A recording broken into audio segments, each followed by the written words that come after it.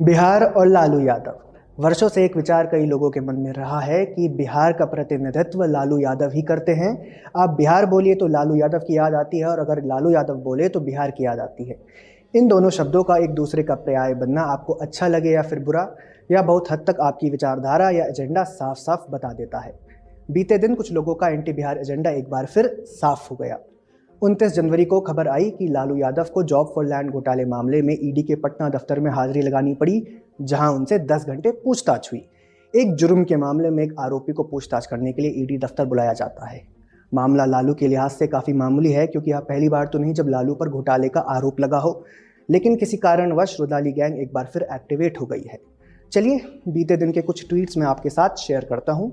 कथित पत्रकार रोहिणी सिंह चाराचोर लालू यादव की शान में निबंध लिखते हुए कहती हैं, ऐसे समय में जब हर कोई भाजपा के हाथों व्हाइट वॉश हो रहा है और मुख्यमंत्री बन रहा है या विपक्ष का नेता बन रहा है और ऐसे अन्य पावरफुल पोजीशन पर बैठ रहा है, ऐसे में अपनी बात पर अड़े रहने और ना झुकने के लिए बहुत साहस की ज़रूरत है। इतिहास लालू प्रसाद यादव को याद रखेगा। प्रोपेगेंडा पोर्टल द वायर की सीनियर इस्लामी एडिटर आरफा खानम शेरवानी लिखती हैं, लालू यादव को इतिहास में सबसे मजबूत और साहसी राजनेता के रूप में जाना जाएगा, जिन्होंने अपने सिद्धांतों से समझौता नहीं किया और ना ही फांसीवादी ताकतों के सामने झुके, भले ही उनके साथ सब कुछ किया जाए। आरफा ने इसी पोस्ट में यह भी स्वीकार किया कि वो लालू की इस ज़बरदस्ती की तारीफ के लिए गाली खाने वाली हैं। इसी बीच लालू यादव की बेटी रोहिणी आचार्य एनिमल फिल्म की रणवीर कपूर बन गई हैं, और उन्होंने भी कई ट्वीट किए जिनमें वे आक्रोशित शब्दों से धमकी दे रही हैं। पिता अगर फिर से जेल चला जाए तो कोई भी बेटी अवश्य भावुक होकर अंट शंट बोलेगी, लेकिन यहाँ क्या कारण है कि रोहिणी सिंह और आरफा खानम शेरवानी जैसे कई पत्रकार लालू यादव के नाम भावुक संदेश लिख रहे हैं? क्या कोई टूल किट सक्रिय हो गई है? लालू को पिछड़ों का मसीहा और सोशल जस्टिस चैंपियन बताने वाले लोग क्या भूल गए हैं कि वे चारा चोर घोटाले में दोषी हैं, इस मामले में जेल जा चुके हैं और स्वास्थ्य कारणों का हवाला देते हुए बेल पर कुछ ही समय पहले बाहर आए हैं? हालांकि यह अलग बात है कि बैडमिंटन खेलने, राजनीतिक कार्यक्रम में शामिल होने या लौंडा नाच देखने के लिए वे हमेशा फिट एंड यंग रहते हैं। लालू यादव कोई मामूली भ्रष्टाचारी भी नहीं है।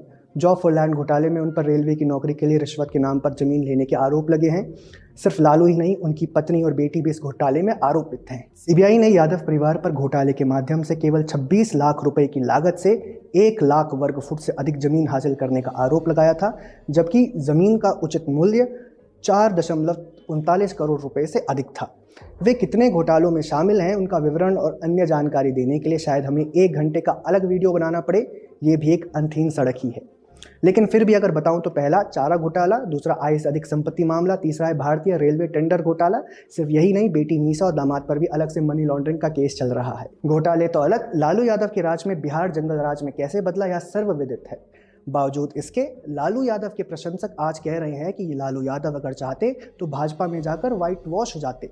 हालांकि इस दौरान वे भूल जाते हैं या फिर बड़ी सहूलियत से इस तथ्य को दरकिनार कर देते हैं कि लालू यादव पर भ्रष्टाचार की कितनी गहरी कालिक पुती हुई है।